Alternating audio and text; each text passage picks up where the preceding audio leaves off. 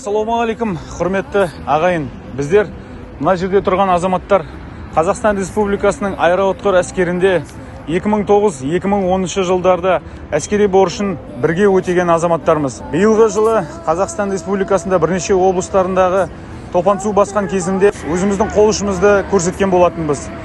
Ендігі алдағы уақытта 1 маусым күні балаларды қорғау күнінде де өзіміздің көмегімізді, яғни бүлдіршіндерге жақсылық жасауда жарысуға сіздерді шақырамыз. Әрбір бала бақытты болуға лайықты.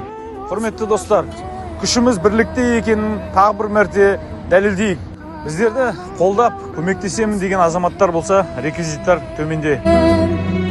Аңсатқан жанды ағарма